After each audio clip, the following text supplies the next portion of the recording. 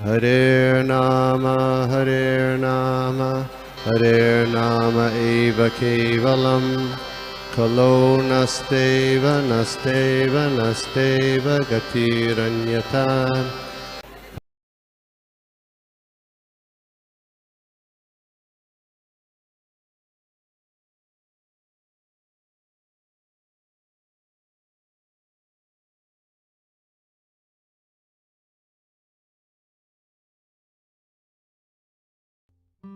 मेघा माता जी, हरे कृष्णा। हरे कृष्णा प्रभु जी, दंडवत प्रणाम सभी भक्तों को, मेरा दंडवत प्रणाम। प्रभु ji, thank you for class. आपने सारा 1 बाय 1 सारा एक्सप्लेन किया, और ऐसे वर्ड्स तो हम नहीं पढ़ पाए थे प्रभु जी। तो लेकिन आपने सारा चीज एकदम अच्छे से कवर किया है, जो कि दिमाग में पूरा आ गया है। प्रभु जी, आपने इस वर्ष में सबसे पहले डिजायर के बारे में बताया, जो बताया कि एक जो लिविंग एंटिटीज है, just because of material desire, वो इस जगह पे इस मटेरियल वर्ल्ड में है। और जैसे आपने बताया कि हम लिविंग एंटिटीज का जो स्वरूप है वो नित्य कृष्ण नित्य दास है। लेकिन जब हमारा ये डिजायर उनका सर्विस ना करके, जब इस लॉर्डिंग ओवर द थिंग्स और नेचर ये होता है, तो हम फिर हमारे लिए ये भगवान इस मटेरियल वर्ल्ड का क्रिएशन करते हैं, और हमें हर तरह की सुविधा देते हैं कि हम यहाँ पे अपना जो भी ये जो इच्छाएं हैं उसको पूरा करें। और जैसे आपने ये भी बताया कि भगवान का ये जो 3 गुण है, जिनसे ये जो क्रिएशन, मेंटेनेंस और एनिहिलेशन हो रहा है।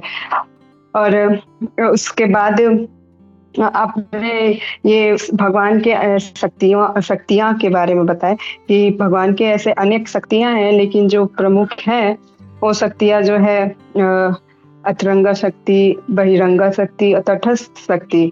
तो तटस्थ शक्ति में हम आते हैं प्राणी। क्यों? क्योंकि हमारे अंदर जो है वो जो गुण है, जो एक्सटर्नल एनर्जी और इंटरनल एनर्जी, वो दोनों वर्क करता है हमारे ऊपर, तो हम तटस्थ शक्ति के अंदर आते हैं। लेकिन फिर उसमें जब हमारे जो एक्सटर्नल एनर्जी का जो ये जो वर्क ज्यादा होने लगता है हमारे ऊपर, तो हम जो आते हैं अविद्या शक्ति के अंदर आ जाते हैं, और उसमें हम जो है भगवान के बारे में गॉडलेस, मतलब हमारा जो हम भगवान को भूलने लगते हैं, और वहां से हम जो है हमारा जो पतन होता है, और फिर हम फिर भगवान से बहुत दूर चले जाते हैं। ये चीज आपने बताया प्रभु जी। और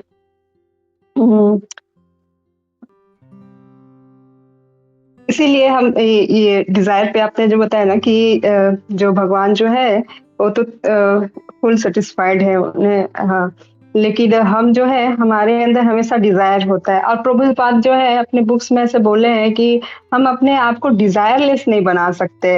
ये हमारा गुण ही है कि हम हमारे अंदर वो डिजायर आएंगे। लेकिन अगर हम ये डिजायर को सही जगह मतलब यूज करें, हम अपने डिजायर को भगवान के सर्विस और कृष्णा कॉन्शियसनेस एक्टिविटीज में अगर लगाते हैं, तो ये फिर ये डिजायर बहुत अच्छा है हमारे लिए। लेकिन फिर वही है कि हम यहाँ पे अपने इस डिजायर को यहाँ पे मटेरियल जो थिंग्स है उसके सेंस ग्रेटिफिकेशन में लगाएंगे, तो यही डिजायर फिर हमारे लिए खराब हो सकता है। तो ये चीज है Prabhu ji. Thank you for class Prabhu ji. Hare Krishna.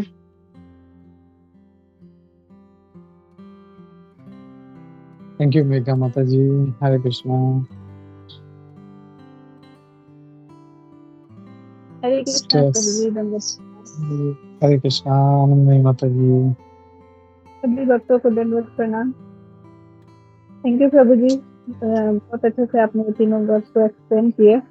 और कैसे इसमें जो बताया गया है कि हम लोग भगवान जो है अपने हम जीव जो है अपना संबंध जो है भगवान से भूल गए हैं, और जिसके कारण इस भौतिक जगत में आकर बंध गए हैं। और बार बार जैसे कि हमारा जो स्वरूप जो है वो जीवे रहो कृष्ण रनित दास, ये भूल करके हम लोग जो है इस भौतिक जगत के जन्मांतर में फंसे रहते, पुनरपि जननम पुनरपि मरणम। तो इसमें हम लोग फंसे रह जाते हैं। और अब इसमें और जो प्रभु जी इसमें एक जो ऊपर वाले वर्ष में जो है थर्ड वाले वर्ष में इसमें बताया गया है, प्रभुपाद जो है तात्पर्य में बोल रहे हैं कि भगवान जो है पूर्ण पुरुषोत्तम भगवान अद्वय है। तो प्रभु जी इसका मतलब अद्वय का मतलब क्या होता है? और मेरा एक और प्रश्न है प्रभु जी की, जैसे कि आप हम लोग बता रहे थे आपकी, जैसे कि जो जीव जो है वो अविद्या शक्ति के द्वारा प्रभावित होता है। तो ये अविद्या शक्ति जैसे कि आप इसमें बताएं कि हम लोग जो है कैसे जो ऊपर गोलोक वृंदावन में थे, ठीक है, और वहां से हमारे अंदर जो इच्छा डेवलप हुई मतलब सेंस ग्रेटिफिकेशन करने की, तो फिर हम लोग यहाँ पे आ गए। तो ये अविद्या शक्ति वहां पे तो नहीं थी ना प्रभु जी, ऐसा ये यहाँ पे आने के बाद ऐसा हुआ? मेरा यहाँ पे ये डाउट है प्रभु जी, आप समझ रहे हैं हम क्या बोलना चाहते हैं? यस यस, थैंक यू माता जी, थैंक यू, समझ गया। अब पहला प्रश्न जो आपका था कि भगवान अद्वय है, वन विदाउट अ सेकंड, यानी एक उदाहरण लेते हैं, समझो जैसे अपने क्लास का होता है, जैसे आज जो है मतलब अभी समझो कल किसी को समझो क्लास देना है, ठीक है, और सडनली वो फोन करके बोलता है मैं रात को मैं नहीं ले सकता, तुरंत उसके बदले कोई ले लेता है। That means there is somebody capable of doing that, यानी वही क्षमता जो है किसी और में भी। अब भगवान जिस स्तर पर हैं वो कैपेसिटी, वो क्षमता किसी में भी नहीं है, कोई भी उनके बराबरी नहीं कर सकता। जैसे मैं वो भगवद गीता का श्लोक कोट कर रहा था, मर्तः परतरम नान्यत् किंचिद अस्ति धनंजय, तो उनके भगवान के बराबर कोई भी नहीं है। मतलब ऐसा नहीं है कि चलो आज भगवान कृष्ण नहीं है तो रिप्लेस करके किसी और को डाल सकते हैं हम लोग, नहीं, उनको कोई रिप्लेस नहीं कर सकता। हम बोल सकते हैं इरिप्लेसेबल, वो ही है भगवान कृष्ण, और जो है उनके बदले और उनके बराबर कोई भी नहीं आ सकता। समझो उनके बदले किसी और को रखते नहीं, तो ऐसा उसको बोलते हैं one without a second. I hope ये आपको समझ में आया कुछ? यस प्रभु जी। या ओके, थैंक यू माता। और दूसरा जो प्रश्न था आपका, दूसरा प्रश्न क्या था माता जी? हाँ, अविद्या शक्ति। ओके, अविद्या शक्ति। तो ये जो चीज है, ये इच्छा जो है हमारे अंदर जो आती है, वो ऐसा नहीं है कि वहां पे शक्ति नहीं है। वहां पे वो जो उसका जो विचार आता है, वो जैसी वो आती है वो उसके ऊपर काम करना शुरू कर जाता है। ऐसा नहीं है कि अभी जैसे ये लाइट जैसा नहीं है कि लाइट अगर बंद कर दिया तो ऑफ हो गया, चालू किया तो आ गया।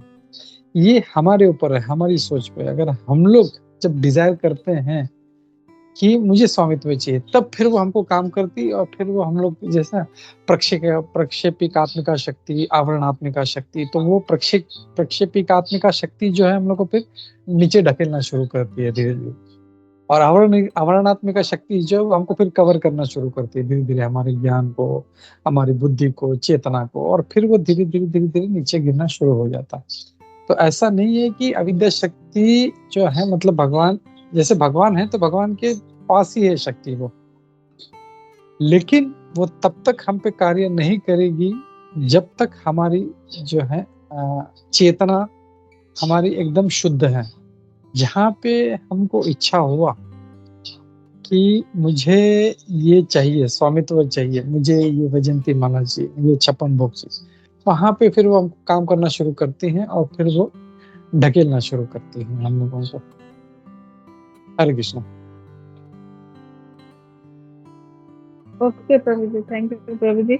मतलब ये जो अविद्या शक्ति है, जब हमारे अंदर जो डिजायर उत्पन्न होता है तब ये काम करना शुरू करती है। Yes, okay Prabhu, thank you Prabhu. मतलब ये ऐसा बोल सकते हैं कि जो इलेक्ट्रिसिटी का जो जो माध्यम है वो है यहाँ पे, लेकिन जब इच्छा होती है जब उसको कनेक्ट करने का, तब फिर वो पकड़ती है और फिर वो पुश करना या उसका जो भी कार्य वो करना शुरू करती है। हरे कृष्णा। थैंक यू माता जी, बहुत ही अच्छा प्रश्न पूछा आपने। और फिर नेक्स्ट है हरे कृष्णा रागिनी। प्रभु, या धन्यवाद, प्रणाम सभी को।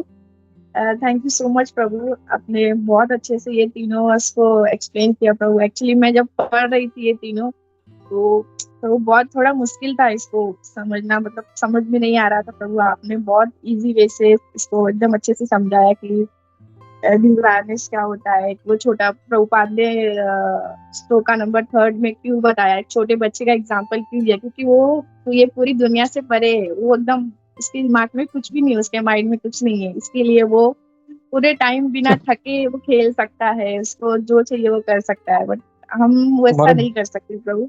यस तुम्हारा भाई बहुत अच्छा यस एग्जाम्पल है प्रभु। उसका। सेम वो भी वैसे ही है। हरे कृष्णा प्रभु। और प्रभु, मैं एक प्रभु का क्लास सुन रही थी, तो बता रहे थे वो प्रभु की कैसा है कि वो जैसे हम ये लाइफ में दो वे से ही जुड़ सकते हैं। एक तो माया देवी के वे से और एक कृष्णा के। अगर हमको माया देवी के वे से जाना है, मतलब जो लोग जाते हैं माया देवी को मानते हैं या फिर उनके वे से जो जैसा करते हैं, तो हमें मतलब जैसे अगर दुर्गा देवी का एग्जाम्पल दिया जाए कि उन दुर्गा देवी को हमको पता है कि मतलब क्लास में सीखा है कि वो माया देवी का, मतलब उनका एग्जाम्पल माया देवी के लिए दिया जाता है। तो प्रभु जी बता रहे थे कि जो कृष्णा है, जैसे आपने बताया कि कृष्णा का मतलब उनके ऊपर क्या, मतलब उनके बराबर भी कोई नहीं। तो प्रभु बता रहे थे कि जैसे जो कृष्णा का लोटस फीट है ना, उसके पीछे जो लाइक ऐसे फुटप्रिंट के जो पीछे रहता है, उसकी जो ये शेडो रहता है ना, उसका छाया, जो प्रभुपाद ने श्लोक नंबर 4 में छाया का एग्जाम्पल दिया है। तो माया देवी बता रहे थे कि वहां पे आती है, जो उसका शेडो है, छाया है, वो कि भगवान के छाया के रूप में आते हैं। तो प्रभु वही ऐसे ही बता रहे थे कि जैसे हम लोग को कोई बताता है कि कृष्णा मतलब माया देवी दुर्गा जी का, तो हम लोग के डायरेक्टली विजिबल हो जाता है कि एक शेर है और उनका 8 रूप है, तो ऐसा आ जाता है। तो बता रहे थे कि अगर हम कृष्णा के रूप में जाते हैं, अगर कोई फ्लाइट का टिकट निकालता है, तो कैसे वो पूरे आसमान में देखता है एकदम खुले, बोलते हैं ना कि खुला हो, कि मैं कितना खुश हूँ, कि वैसे ही हमको एग्जाम्पल दे रहे थे कि अगर हम कृष्णा के मतलब बोलते हैं ना लोटस फीट के थ्रू जाएंगे, तो हमें ऐसे ही खुले, बोलते हैं ना, सब कुछ मिलेगा। अगर इन थ्रू हम माया देवी के भी जाएंगे, तो बोलते हैं ना कि जेल में कैसे वो छोटा सा जेल रहता है, उसी में हमको पूरा अपनी लाइफ निकालना पड़ता है। तो वो ऐसा एग्जाम्पल लोग दे रहे थे। और एक वो और भी बता रहे थे कि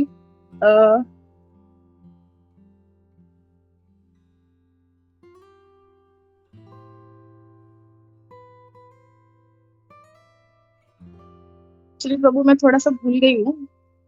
ठीक है, जब याद आ जाए फिर। यस यस यस प्रभु, सॉरी।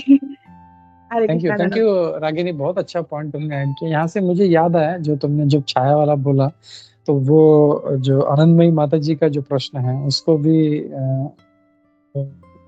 रिफर करता है, कि उसको भी आंसर देता है कि जैसे बोलते हैं कृष्ण है सूर्य सा, माया है अंधकार, जहाँ कृष्ण तहाँ नहीं माया अधिकार। तो हम गोलोक में जब रहते हैं तो हम लोग प्रकाश में रहते हैं, हम लोग जहाँ पे हमारा चेतना जो है वो हम, क्योंकि माया उनकी पीछे ही खड़ी, उनकी शेडो है वो।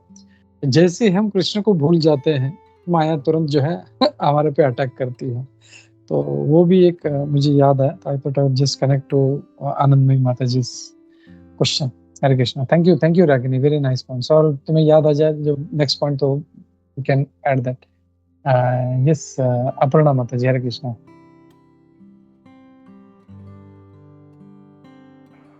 हरे कृष्णा प्रभु जी, धन्यवाद, प्रणाम प्रभु जी।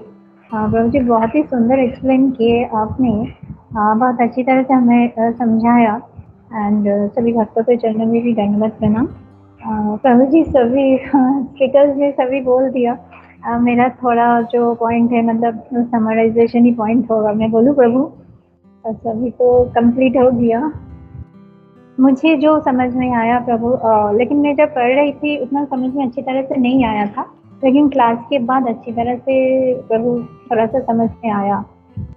एक्चुअली जो श्लोक थर्ड में अब बताए ना, ये इच्छा एक्चुअली सबके कारण है इच्छा, डिजायर, ये जो डिजायर, इच्छा, तीव्र इच्छा जो हमारा हुआ है वह होता है, इसलिए हमें ये जेल में आना पड़ा, दुर्ग में। तो माया देवी के माया देवी हमें कब्जा कर लेते हैं इसी कारण, इच्छा के कारण। अगर ये इच्छा हमें अच्छी ठीक तरह से हमें इच्छा को सही दिशा देते हैं तो हम भगवान के पास जा सकते हैं। अगर इच्छा को डिजायर मतलब माया देवी के पास में रखते हैं तो सभी को मुश्किल हो जाता है, हम धीरे धीरे गिर जाते हैं, मतलब पतन हो जाता है। तो हम और वो अपना cycle, birth and death cycle में घूमता ही रहते। और ये तीव्र इच्छा जो है भगवान का, और आपने बताया जो भगवान का तो स्वतंत्र है, भगवान का कोई इच्छा नहीं है, हमारा इच्छा हुआ इसीलिए हमें इधर आना पड़ा। भगवान सृष्टि भी इसी कारण किया है कि हम जब गोलक धाम में कुछ इच्छा करते हैं कि भगवान से इच्छा करते हैं कि हमें ये चाहिए वो चाहिए, कंट्रोलर बनना चाहते हैं, तभी हमें इधर आना पड़ता है। और प्रभु ये जो है how can we be then how can he be, मतलब हमारा जो ये चेतना है, चेतना तो शुद्ध होता है, लेकिन फिर भी ये माया में पड़ जाते हैं, माया के कारण ग्रस्त हो जाते हैं, क्योंकि हमें वो जो चेतना भूल के हम माया के कारण, अभी अभी माता जी ने बताया ना, और जो माया और कृष्ण पास पास ही रहता है, छाया है माया देवी, तो हम जब ये भगवान को भूल जाते हैं तभी हमें माया ग्रस्त कर लेते हैं, और हमारा इच्छा शक्ति वो भगवान के तरफ ले जाने से अलग हो जाते हैं, मतलब हमें अलग कर देते हैं भगवान से। और प्रभु इतना तक ही मैं बता पाई। हरे कृष्णा, धन्यवाद, प्रणाम प्रभु जी। Thank you Aparna Mata ji. हरे कृष्णा। विश्वम्बर प्रभु जी ने हाथ उठाया था। विश्वम्बर प्रभु जी। हरे कृष्णा प्रभु जी, धन्यवाद प्रभु। बहुत कम समय में तीनों श्लोकों का आपने बहुत अच्छे से समझाया, और मेरे इसमें 2 कमेंट्स कह सकते हैं या 2 प्रश्न कह सकते हैं उसको, जो मैं समझा हूँ। एक तो ये कि जो अभी ये इसमें जो अभी अपनी चर्चा चल रही थी कि जैसे हमारे अंदर इच्छा आती है तो माया देवी शक्ति हमको पकड़ लेती है तुरंत। इच्छा के ऊपर ये सारा खेल इच्छाओं का ही है ना। तो जैसा हमारे कई बार ये विवाद भी चलता रहता है इस चीज पर कि भगवान के धाम वाला, तो हम देखते हैं कि जैसे सतयुग का जो समय था तो उस वक्त मतलब सतोगुणी प्रधानता थी, सतोगुणी ज्यादा रहता था उस वक्त। तो कोई गिना चुना कोई एक आध व्यक्ति कोई रजोगुणी तमोगुणी यहाँ वहाँ कोई मिल सकता था, है ना। तो जैसे अपने अजामिल सतोगुण कोई एक आध व्यक्ति कोई ऐसा उदाहरण होगा, लेकिन अभी कलयुग है, कलयुग में रजोगुणी तमोगुणी बहुत है, लेकिन सतोगुणी व्यक्ति बहुत नहीं के बराबर ही है ना। तो ठीक उसी तरीके से आज भी कलयुग में भी ये अंतरंग शक्ति और मायावी शक्ति कार्य कर रही है, लेकिन हमारी इच्छा कैसी है उस हिसाब से वो हमको कैच कर लेती है कि इसकी इच्छा कैसी है, उस हिसाब से हम उसको कैच कर लेते हैं। तो मेरा प्रश्न भी है, या जैसे जो भगवान का धाम है, भगवान के धाम में पूर्णतः अंतरंग शक्ति कार्य करती है पूर्ण तरीके से, लेकिन जैसे यहाँ पर पूरी तरीके से बहिरंगा शक्ति कार्य करती है, लेकिन यहाँ पर भी अंतरंगा शक्ति है। जो लोग इच्छा करेंगे वो वहां पे जा सकते हैं, लेकिन बहिरंगा शक्ति में तो कई लोग जा ही रहे, है ना। तो ठीक वहां पर भी जैसे 99.9% अंतरंगा शक्ति कार्य करती है, लेकिन कहीं ना कहीं 0.01% बहिरंगा शक्ति भी कार्य करती है। जैसे ही किसी जीव के अंदर छोटी सी मात्र भी अगर कहीं क्लेश आ जाए तो बहिरंगा शक्ति तुरंत पकड़ करके उसको यहाँ अपने धाम में ले आती है। तो थोड़ा मैं इस चीज को इस तरीके से समझा हूँ, तो ये कितना सही है प्रभु जी? या हरे कृष्णा प्रभु। या जो मैंने सुना है, जो मैंने पढ़ा है, उससे भी मुझे यही लगता है, क्योंकि जैसे अब जब आनंदमयी माता जी बोल रही थी वहां पे अविद्या शक्ति है ही नहीं, ये यहाँ पे है, तो फिर वहां पे कैसे उसके ऊपर प्रभाव होता है और वो कैसे जो है वो नीचे गिरना शुरू होता है। तो शक्ति मतलब अपने आप वहां पे जो जैसे आपने कहा कि वहां पे अंतरंग शक्ति ही है जो पूरी तरह से जो जो सेवा करना चाहते हैं उनको और उनको उसको सेवा में उनको लगाती है। जैसे योग माया है वो भक्तों अपनी सेवा में, लेकिन जैसे ही उसका विचार शुरू हो जाता है कि अरे ये मुझे भोगना चाहिए, वैसे ही जो है फिर अविद्या शक्ति उसको पकड़ लेती है। जैसे हम लोग भौतिक उदाहरण ले, जैसे कोई बहुत ही, जैसे हम लोग कुछ अभी कुछ श्लोकों पे हम लोग वो भूत प्रेत का ये आया था, तो जो स्पिरिचुअली स्ट्रांग है कभी उसके सर्कल के पास भी नहीं आते, लेकिन जैसे ही वो वीक हो जाता है इमोशनली या बहुत ही डिप्रेस्ड है या बहुत ही अशुद्ध है, वैसे ही वो उसको पकड़ लेते हैं, तो वो वहां पे रहते हैं। वैसे अविद्या शक्ति भी जो है ऐसा नहीं है कि वो बिल्कुल गायब है, ऐसा नहीं। वो जैसी, क्योंकि भगवान की शक्ति ना, और शक्तियां कहाँ से आ रही है? शक्तिमान में से आ रही है। तो जब भगवान कृष्ण जब गोलोक में हैं तो उनकी शक्तियां भी वहां पर है, बस वो है कि जैसे वो जबरदस्ती नहीं करते। जिसको अगर सेवा करना है तो उसके ऊपर योग माया का कार्य होता है, और जिसको नहीं करना है फिर उसके ऊपर ये अविद्या शक्ति का कार्य होता है। ये मेरी समझ में आया है, जो मैंने पढ़ा है, इतना टाइम से सुन रहा हूँ, उससे मेरे समझ में यही बोलते हैं यथामति यथा श्रुतम, तो वो हिसाब से this is what I have understood, और वही मैंने आप लोगों के सामने इसको समझाने का प्रयास किया। हरे कृष्णा। हरे कृष्णा, थैंक यू प्रभु। और तो एक चीज मैं यहाँ पर बस और शेयर करना चाहता था, और एक सेकंड। हाँ प्रभु, अभी कुछ एक वीक 1.5 वीक पहले जब परम पूज्य गोपाल कृष्ण गोसाई महाराज अंतर्धान हुए थे, तब मैं वृंदावन में था, और वहाँ पर हमारे प्रभु जी उनसे मेरी बात चल रही थी। तो मतलब उन्होंने एक बात बताई थी, मैंने उनसे कुछ प्रश्न पूछा था कि मतलब हम क्यों इतने दुखी से रहते हैं हमेशा, मतलब थोड़ा सा। तो उन्होंने मुझे एक सुझाव दिया था, तो वो सुझाव भी आज इस श्लोक से कहीं रिलेटेड है। तो उन्होंने बताया कि बिजनेस जब हम करते हैं, व्यापार जब हम करते हैं, तो हमको उसमें इन्वॉल्व नहीं होना चाहिए, उनमें हमको बहुत ज्यादा आसक्ति नहीं रखनी चाहिए, इन्वॉल्व नहीं होना चाहिए। वो हो रहा है, मतलब करना भी हमको बहुत अच्छे से है, ऐसा नहीं है कि। फिर उन्होंने उदाहरण दिया था मेरे को जॉब का, कि जो व्यक्ति जॉब करते हैं ना, वो बहुत अच्छे से जॉब करते हैं, नहीं जॉब अच्छे से करेंगे तो उनको बॉस नौकरी से निकाल देगा, लेकिन वो उसमें इन्वॉल्व नहीं होते हैं कि फायदे में नुकसान में वो बहुत कर रहे थे, लेकिन वो पूरा तरीके से उनको सपोर्ट भी करते हैं अच्छे से, है ना। तो उन्होंने बताया कि हमको कोई भी चीज करनी है उसमें इन्वॉल्व बहुत ज्यादा नहीं होना चाहिए। इन्वॉल्व अगर होना है तो हमको कृष्ण भावनामृत में बहुत ज्यादा इन्वॉल्व होना चाहिए, उनके लिए जी जान लगाना चाहिए, और उनके लिए हमको ठीक है बहुत अच्छे से करना चाहिए। तो ठीक उसी तरीके से आज का जो तीसरे नंबर का जो श्लोक है, उसमें ये भगवान ने का जो एक ऐश्वर्य है, यह जो उसमें बता रहे हैं, हम विराट स्थिति की पूर्ण अभिव्यक्ति भगवान के निर्गुण रूप का विस्तार ही है। सारी वस्तुएं केवल उन्हीं में स्थित है, फिर भी वे उनमें नहीं है। अब जो लाइन आ रही है वो बहुत इंपॉर्टेंट लाइन लगी मुझे। यह भगवान की आसक्ति तथा विरक्ति का ऐश्वर्य है। वे हर वस्तु के प्रति आसक्त था, फिर भी सबों से विरक्त हैं। तो भगवान के अंश होने के कारण हमें भी जो ये क्वालिटी है हमारे अंदर, थोड़ी सी मेरे अंदर कह रहा हूँ, डेवलप करनी चाहिए, ताकि हम इस संसार से ज्यादा आसक्त नहीं हो सके, है ना। तो ये भगवान के अंश होने के कारण ये क्वालिटी हमारे अंदर थोड़ी विकसित अगर हो जाएगी, हम ज्यादा किसी में आसक्ति न रख करके कोई कार्य करेंगे, तो वो कार्य पहले की अपेक्षा और ज्यादा अच्छा होगा। ये मेरा थोड़ा सा मत था। हरे कृष्णा।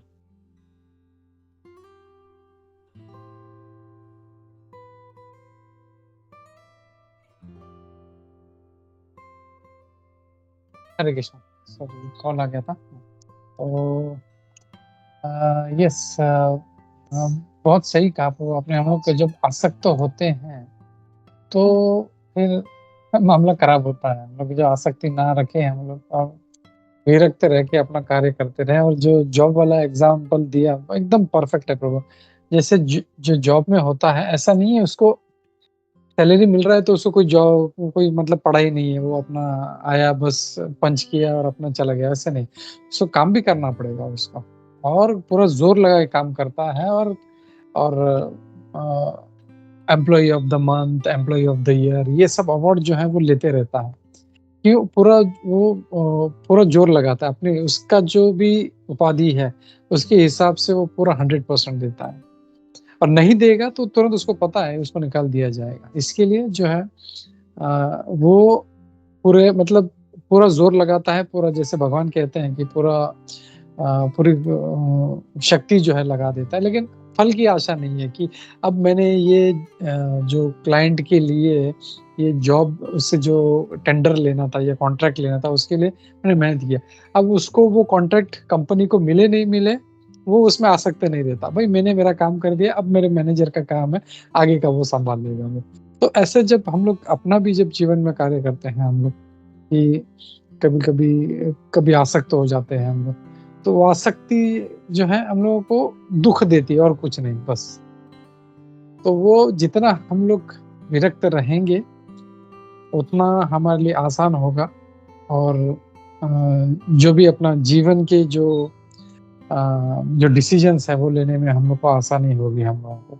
ऐसा नहीं है कि हम लोग विरक्त हैं मतलब किसी से लेना देना नहीं है या किसी से प्रेम नहीं है। विरक्ति का मतलब वो नहीं है अरे कोई मित्र है तो भाई तू तेरा काम कर मैं नहीं। ही ये वैष्णव जो है वो बहुत ही प्रेम करता है, बहुत ही सबसे आसक्ति यानी आसक्ति नहीं बोलूंगा उसको, लेकिन प्रेम है उसको, वो उसके लिए सब कुछ करता है। लेकिन वो कभी आशा नहीं करता कि मैं इनके लिए कर रहा हूँ तो ये मेरे लिए भी कुछ करें। उसने किया तो उसको अच्छा लगता है, नहीं किया तो चलो ठीक है भाई हरी इच्छा, चलो उसको मुझसे प्रेम नहीं तो ठीक है। तो ये जब विरक्ति जब रखते हैं तो ऑटोमेटिकली फिर जो है फिर अपने को परेशानी नहीं होता और अच्छा से अपना काम भी जो है उतना ही बढ़िया से होता है। जैसे हम लोग बिजनेस करें, जो बिजनेस का जो उदाहरण है, बिजनेस अगर कर रहे हैं तो पूरा मेहनत करना चाहिए, लेकिन अगर वो फल नहीं मिल रहा है तो वो अपने हाथ में नहीं है। जैसा हम जानते हैं भगवद गीता में कर्मण्येवाधिकारस्ते मा फलेषु कदाचन, हमको कर्म करना है फल की आशा नहीं। तो कर्म पूरा करो, अपना पूरा जोर लगाओ उस बिजनेस के लिए, उस जॉब के लिए, जो भी, लेकिन फल की आशा मत करो। और जब नहीं करेंगे, आया तो भी ठीक, ऐसे नहीं आया तो एकदम नाचना शुरू कर दिया, अरे भाई इतना हो गया, नहीं आया तो एकदम ये डिप्रेस्ड हो गया, ऐसे नहीं। अपना कर्म करना है, चाहे जो भी हो। हमको फल जैसा भी है फल वो हमारी डेस्टिनी के हिसाब से, हमारे कर्म के हिसाब से वो आने वाला है। जैसे प्रहलाद महाराज भी कहते हैं ना कि चाहे हम जैसे दुख हम मांगते नहीं लेकिन आता है, वैसे सुख भी आएगा। वैसे हम लोग का जो भी बिजनेस है, जॉब है, उसका फल वो अपने आप आने वाला है। लेकिन इसका मतलब ये नहीं कि हम कर्म ही छोड़ दें, अरे वो तो आने वाला है, नहीं, ऐसा नहीं। कर्म तो उसके लिए करना पड़ेगा। कर्म पूरा अपना 100% दो, फल की जो चिंता है वो भगवान पे छोड़ दो। भगवान कृष्ण, अब मैंने पूरा 100% दे दिया, अब आपकी इच्छा जो भी है। तो वो अगर हम लोग करें तो काफी अच्छे से हम लोग जो है भगवान के आदेशानुसार हम अपना जीवन हम लोग व्यापन कर सकते हैं। हरे कृष्णा। थैंक यू प्रभु विष्णु प्रभु, बहुत अच्छा ये रियलाइजेशन था आपका। हरे कृष्णा।